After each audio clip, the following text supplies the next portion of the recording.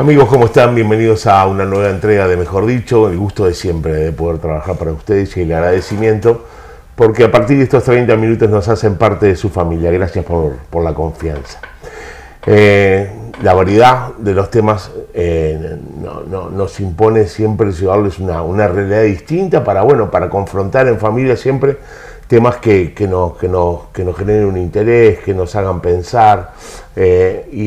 Esto es lo que va a pasar hoy. Hoy vamos a presentarles una nueva producción periodística que habla sobre la época de la dictadura y de los desaparecidos. Este trabajo está hecho por el docente, el periodista, el escritor Samuel Blixen y también por un militante de familiares desaparecidos. Nilo Patiño, ¿verdad? Si no me equivoco correctamente, no quisiera decir un nombre por error. Ya te doy la bienvenida, Samuel. Gracias por aceptar la invitación y bienvenido, porque Nilo está atrás de cámara, así que gracias, bienvenido. Gracias a ti. No, ¿Por qué la necesidad de seguir produciendo y produciendo? Porque en definitiva estos trabajos, estas producciones, estas investigaciones, ¿qué te llevó a esto? Bueno, ¿qué nos llevó? Ahí va. Nos llevó la necesidad de enfrentar un tema que se desarrolla desde 1972, 73, cuando se da el golpe, incluso antes, y que sigue sin solución de continuidad.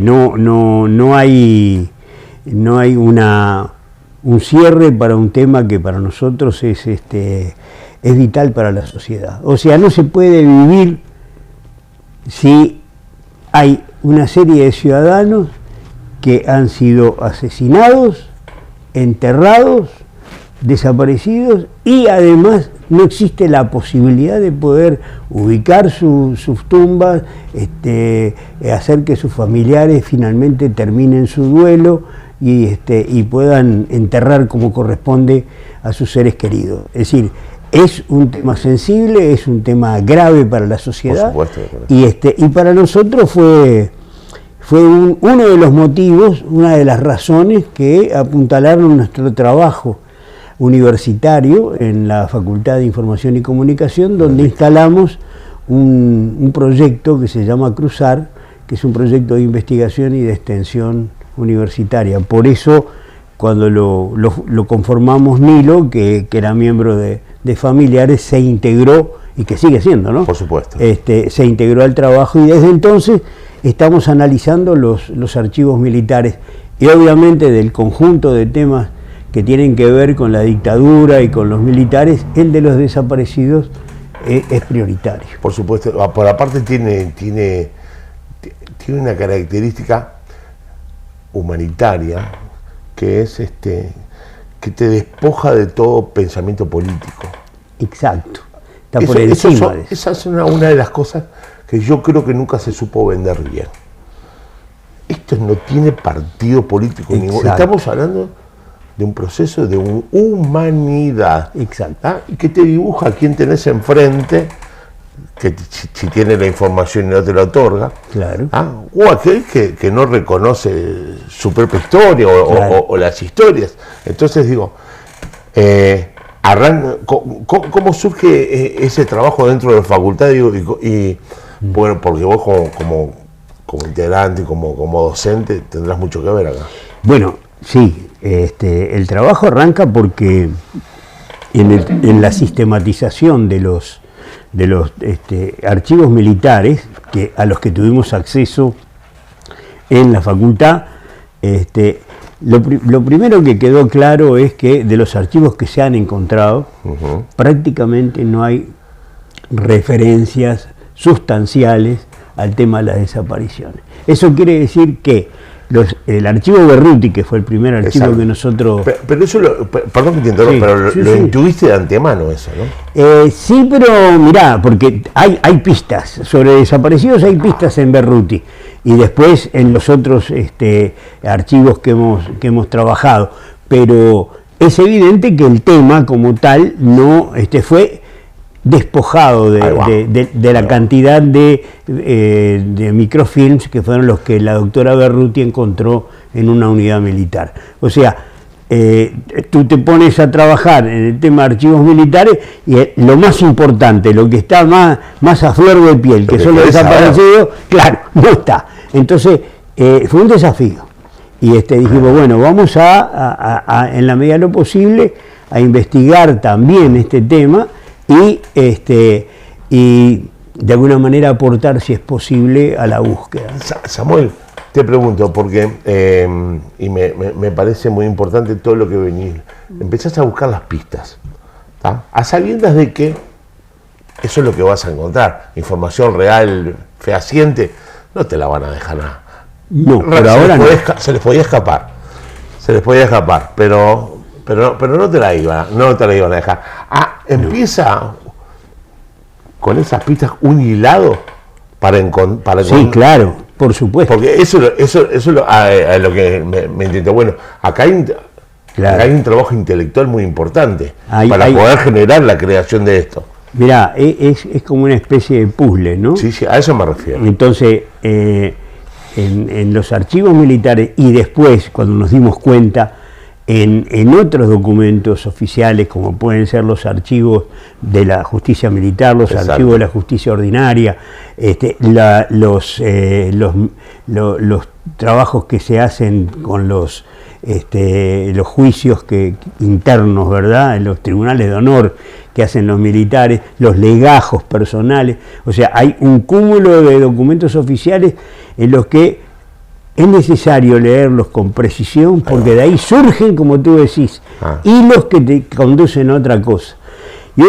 Algo de lo que nosotros aprendimos es que para poder descifrar estos misterios, es necesario, primero que nada, conocer cómo funciona el ejército, cómo se estructura el ejército. Y sin ese conocimiento es muy difícil entender ciertas cosas que pasan. Entonces, quizá lo primero que hicimos en la facultad... ¿Cuánta lógica tiene lo que decís? ¿Cuánta lógica tiene lo que decís? Yo diría que en cualquier fenómeno tú tenés que ir a conocer sus raíces, su estructura, etc. Su pensamiento. Claro. Pero en este caso más, ¿por qué? Porque muchas veces la lógica militar, la estructura militar, no es la que habitualmente tú puedes encontrar en cualquier otra estructura. La estructura del ejército no es la misma que la estructura de la administración civil. No lo es. Lo único que puede haber de coincidencia exacta es el dinero. Es decir, sin dinero el ejército no funciona, como no funciona tampoco el gobierno. Estás mirando archivos de hace 50 y pico de años atrás, 50 y pico de años atrás. Sí. Si los espejamos con el ejército de hoy, ¿es la misma estructura? ¿Es lo... Ahí está, básicamente es lo mismo. Bien. Mirá, una de las cosas que es difícil para tener más elementos referenciales. Claro, pero fíjate, algo que es importantísimo entender, que al principio a nosotros, por lo menos a mí me costó muchísimo. Nilo ya tenía un camino recorrido en la investigación y por lo tanto tenía otros elementos, pero entender lo que es el verticalismo dentro de las Fuerzas Armadas en su totalidad es difícil de comprender, porque por ejemplo, a ver, un soldado, un oficial, ¿es capaz de matar a su madre si se lo ordenan? Te lo preguntás. Si le dan la orden, sí, el que da la orden realmente quiere que lo mate, que la mate. O sea, ¿por qué? Porque se da una orden y la orden se cumple. En la orden está la intención. Claro, y la orden se cumple. Entonces, toda la estructura militar está sujeta a un verticalismo y a una orden de mando. Y lo que descubrimos es que no hay nada, ninguna acción, ninguna actitud dentro del ejército que no esté respaldado por una orden. Y el que la ejecuta sabe que tiene que cumplir esa orden. Y además, peor todavía, es decir, no puede tener iniciativa. O sea, yo por las mías no puedo desaparecer a un tipo. Es decir, por las mías, yo oficial no puedo ir y decir, bueno, lo mato y lo escondo. No, es imposible. Claro que no lo puede hacer, porque la estructura se lo impide. Entonces, eso que parece tan simple finalmente de comprender, te lleva a la siguiente conclusión. Si hay desaparecidos y hay enterrados en unidades militares, es porque ha habido una orden. Y la conclusión que nosotros sacamos es que todas las desapariciones son actos institucionales, no son actos al azar, no son actos de por sí, de porque sí, son actos institucionales. Hubo alguien que dio la orden y alguien que la ejecutó. Y eso te orienta muchísimo. O sea, si tú encontrás un cuerpo, vas a decir, bueno, ¿quién es esta persona? ¿Dónde fue detenida? ¿Quiénes fueron los oficiales que le interrogaron? ¿Y quién era el jefe? Claro. ¿Y quién era el jefe del jefe? ¿Y quién era el jefe máximo? Y el asunto es que no hay nadie en la cadena que pueda estar ajeno a la orden. Exactamente. Entonces, comprender eso parece... Es decir, no hay ningún elemento de... Y no puede haberlo, después lo entendés, ningún elemento de democracia dentro de la estructura del ejército. Claro. Oíme, ¿qué pasa si tú vas a la guerra y entonces el jefe dice ataque y el soldado hagamos dice, bueno, asamblea. Vamos a ver, claro. Hagamos una asamblea. No puede ser. Claro, ahí está. Claro. Entonces, llevado al terrorismo de Estado, todos los actos del terrorismo de Estado tienen su explicación en una orden. Es decir, y su origen está en una orden.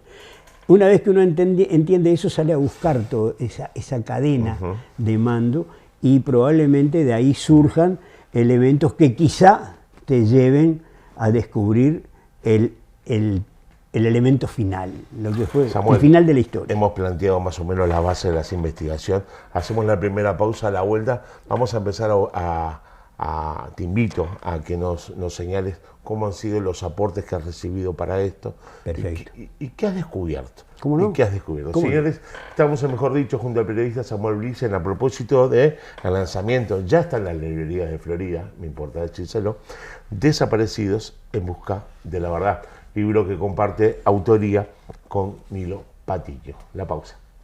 Vengan mis amigos, que la fiesta está acá, que esta noche rompan a cenar.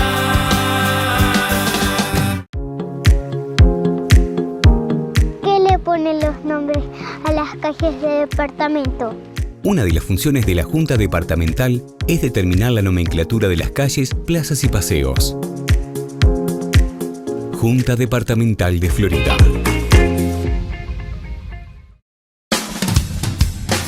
Qué bueno es contar con Pacheco Motos. Si necesito un repuesto, ni lo pienso. Voy a Pacheco y listo. Porque en repuesto para motos, si Pacheco no lo tiene, es porque no existe. Además, llevo mi moto al taller y me entregan los trabajos garantidos y en tiempo. Ahora también compro las bicicletas para toda la familia. Tiene decenas de modelos y al mejor precio de plaza. En Pacheco Motos saben de motos y también de bicicletas. Siempre con el mejor precio contado. Pacheco Motos, 18 de julio y Calleros, la esquina de las motos.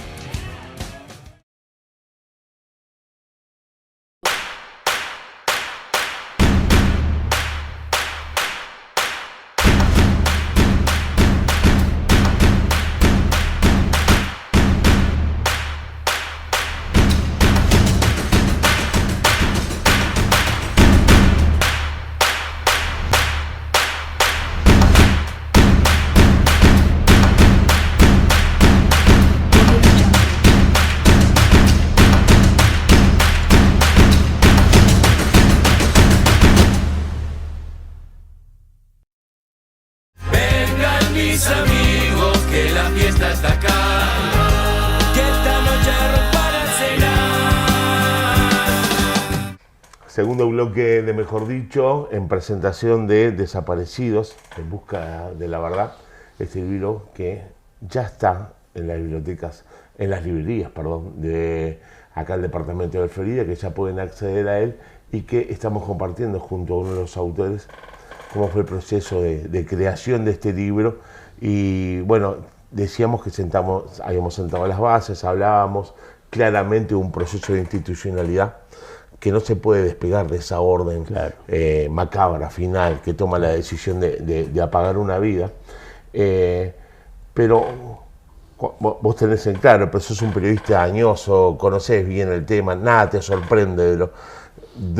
Te puede llegar a doler, pero sorprender, digo, a veces sí, no te ¿sí? creas, sí, porque Triste, uno no ¿no? lo tiene, y además porque hay partes de toda esta historia, de todos estos misterios que no los tenías previstos, y entonces en la investigación te surgen, y a veces decís, pero ¿cómo es posible que yo no me haya dado cuenta?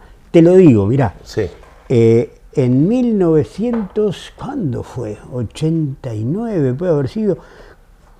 ¿Cuándo apareció Mariana Zaffaroni? ¿Te acordás?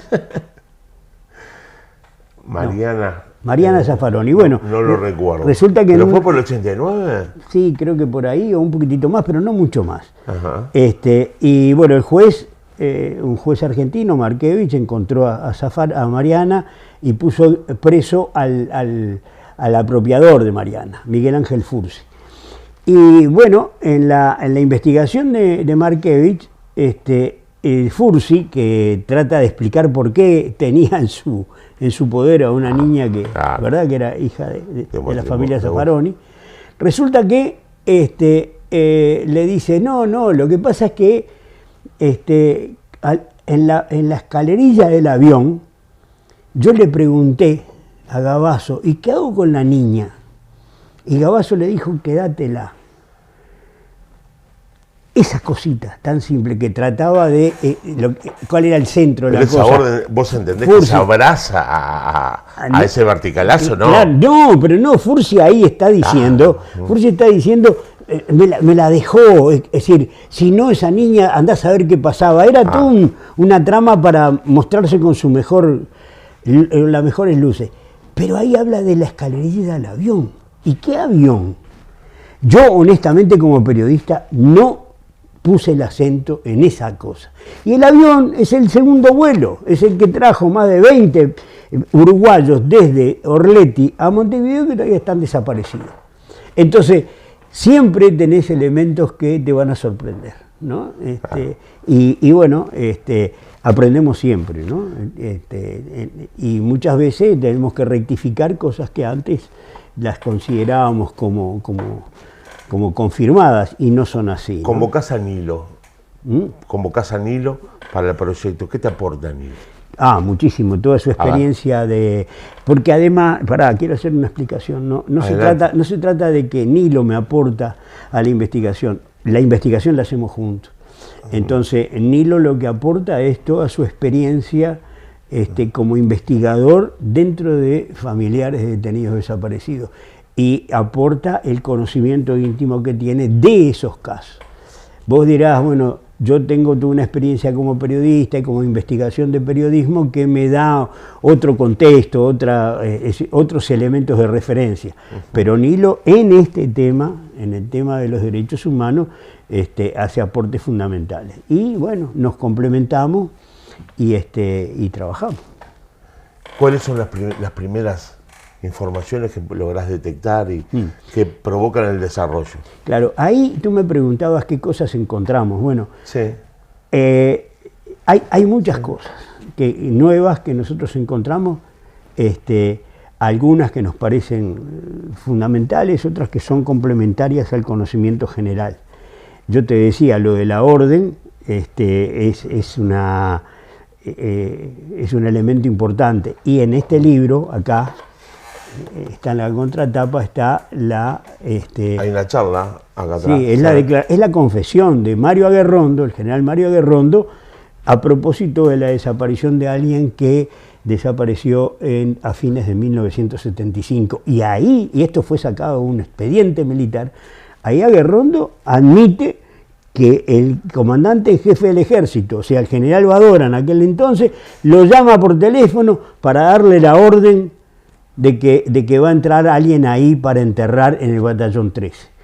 Y todavía le preguntan, Mirta Guiance, la fiscal, le dice, bueno, pero ¿para qué cree usted que se hizo todo esto? Yo creo que fue para matar a alguien. O sea, más explícita esa confesión imposible. Esas cosas encontramos. Que tú puedes llegar a la conclusión de que hubo una orden detrás de cada una de las desapariciones, pero te encontrás con estas cosas específicas que te confirman, que son las evidencias de las conjeturas o de las hipótesis que tú tenés sobre muchas cosas. Otra cosa que encontramos nos afirma el hecho de que en el batallón 14 hay un cementerio clandestino. No, está claro.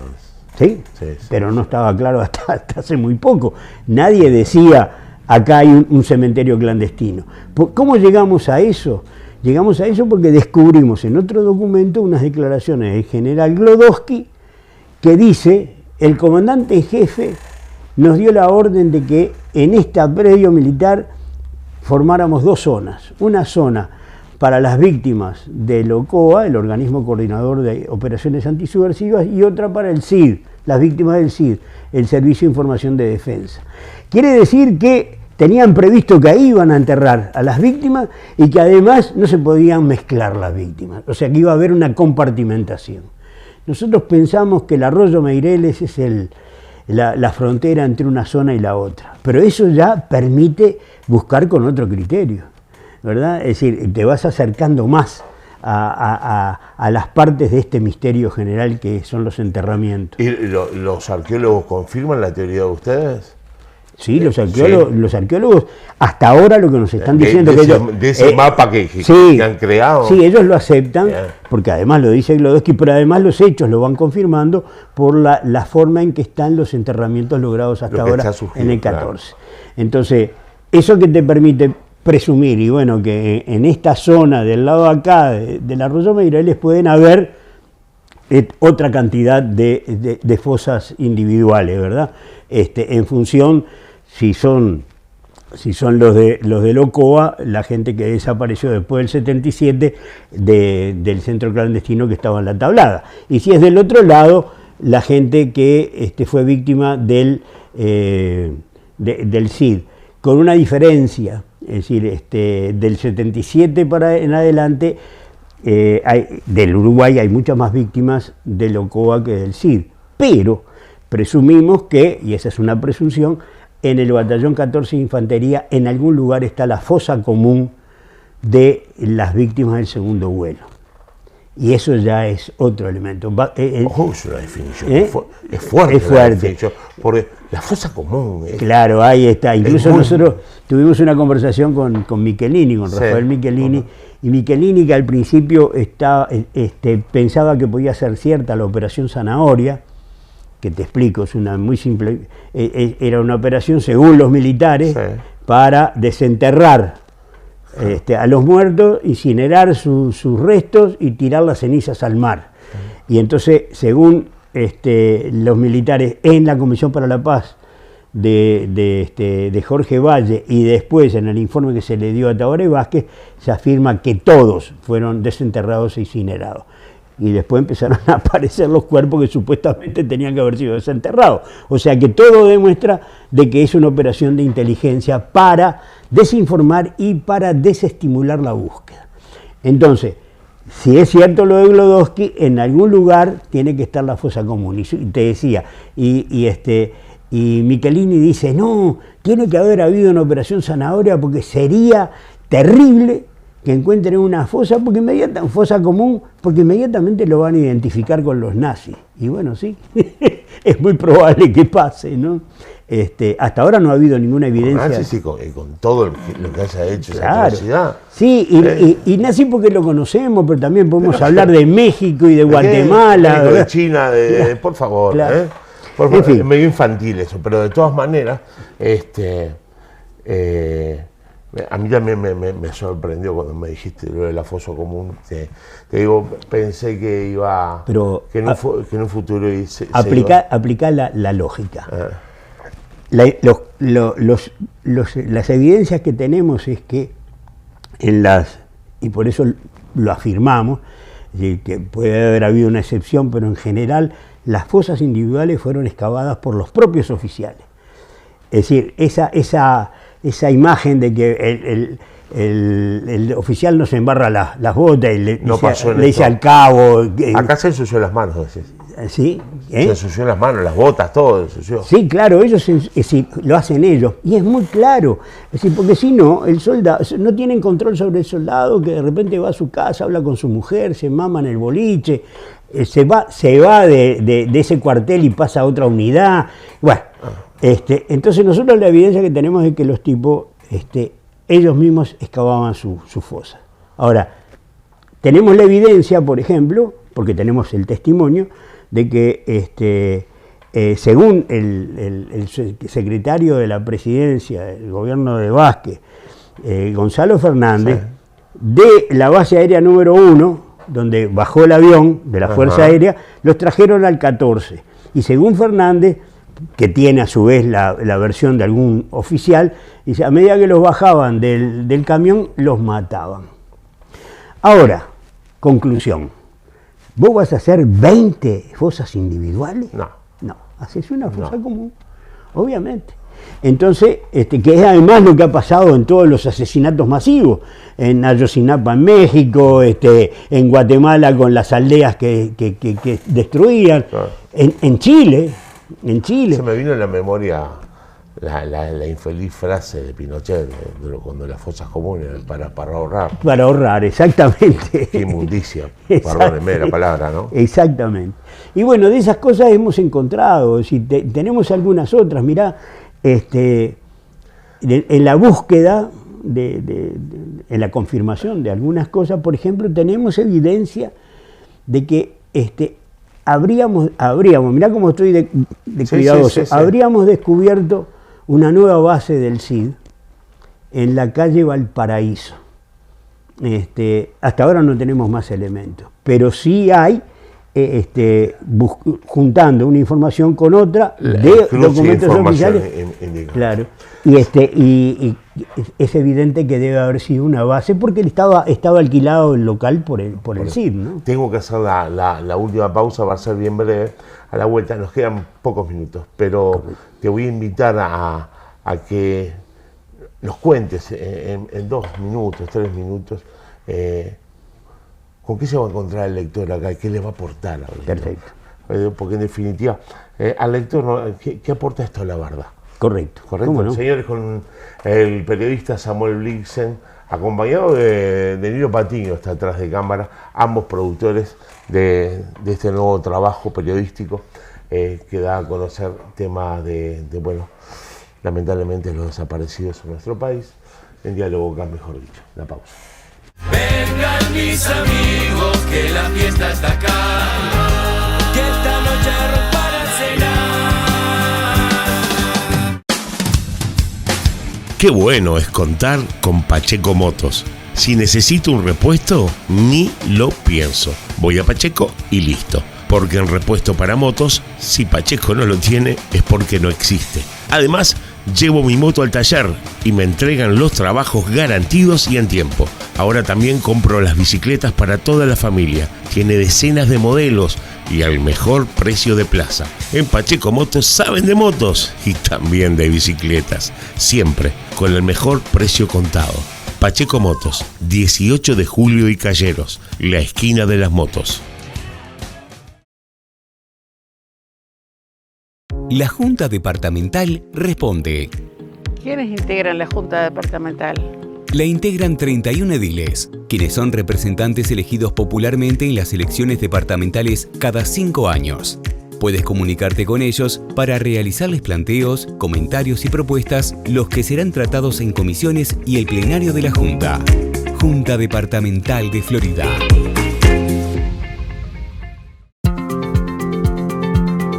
En el corazón de Florida está La Papelería, un clásico en artículos escolares, de oficina y didácticos. Teléfono 4352-3646. Nos encontrás en Independencia 620. Vengan mis amigos, que la fiesta está acá, que esta noche para cenar. Cerramos este espacio junto al periodista y escritor, al docente también Samuel Blixen, que conjuntamente con Nilo Patiño han llevado adelante la producción de este trabajo periodístico que, como tantos otros, intenta llevar luz a un tema bien, pero bien oscuro. Samuel, ¿qué le va a aportar este libro correcto. Para ser bien sintético. Que ojalá esté en las bibliotecas. Sí, ojalá esté en las bibliotecas más allá de la librería. Se puso contento. Ahora, recién se rió. Llevamos medio hora y recién se rió. Recién rió, Lo bueno, hicimos está bien. Está bien. Contame. Mira, acá el lector va a encontrar una unidad de información, además cronológica, entre otras cosas, que le va a permitir tener elementos de convicción de que desde 1985 a la fecha, al día de hoy, hay parcelas de poder militar autónomas que no solamente nunca fueron eliminadas después de 1985, sino que además se han jerarquizado y se han fortalecido. Por lo tanto, nosotros creemos que hoy tenemos una democracia amputada por el poder militar, por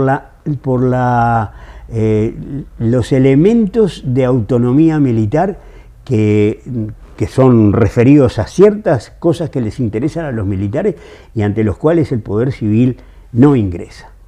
Es decir, se abstiene de ingresar, no quiere enfrentarlo, como puede ser la caja militar, como puede ser el trabajo de inteligencia militar que sigue en democracia, por supuesto, como la educación de los militares, o sea, como los privilegios, ¿no? Las jubilaciones que tienen y todo lo demás, o las posibilidades de ir al exterior y cobrar el doble y computar 2 años por uno para poder jubilarse. Sí, toda una serie de beneficios. Antes era la carne y la leche que le llevaban del cuartel. Ahora supongo que le deben llevar más, pero bueno, o sea, el presupuesto militar, ¿no? En definitiva. Y esos son, digamos, los aspectos que ellos no están dispuestos a que se los toquen. Y entre ellos, por supuesto, los secretos de la dictadura, ¿no? Los secretos con respecto al terrorismo de Estado y con respecto a los ilícitos económicos, que tampoco nunca se tocaron, ¿eh? Por supuesto. Entonces, todo eso forma un complejo de autonomía que el poder político hasta ahora, y digo todos los gobiernos, han convivido sin que se sientan obligados a quitárselo. Estaba analizando tus palabras, ¿no? Y siento que se cae aquello que dice Mujica de que esto se termina cuando se mueran todos. No, claro, lo rectificó, ¿eh? En la última marcha lo rectificó, dijo, vi en España y me di cuenta de que no era así, una cosa así. Claro, porque en España están todos muertos y sin embargo siguen buscándolos, ¿verdad? Y hay una película de Almodóvar que en ese sentido que es fantástico. Sí, claro. Y bueno, y acá es lo mismo. Entonces, no solamente, no importa que se mueran, que igual se va a saber, sino que además tenemos la convicción de que las verdades están escritas, están en los archivos militares. Eso no tenemos ninguna duda. ¿Se termina con este libro la investigación? No, para nada. No es la investigación sobre el tema este. Sí. Sino... No, yo creo que no. Creo que tenemos... Hay mucho por delante. Hay paño para cortar todavía. Ahí va. No sé si vamos a seguir trabajando juntos. ¿Sí? Eso no sé. Eso depende de Nilo, ¿sí? ¿No? Depende de Nilo. Se va bien, por lo menos. Sí, pero a veces no me da mate. No puede ser, no puede ser. No lo traemos más. Samuel, felicitaciones, gracias por ese trabajo y por el tiempo que me regalaste hoy. Gracias a ti y además el haberte reencontrado. Acá el viejo soy yo y vos sos el joven alumno. Si es por el pelo, es al revés. Pero bueno. Si es por el pelo, es al revés. Ha sido un placer. Igualmente. Señores, la reiteración de este programa, en este mismo momento entran a nuestro canal de YouTube, mejor dicho, y la vuelven a disfrutar. Que pasen muy bien, no se olviden, están todas las librerías.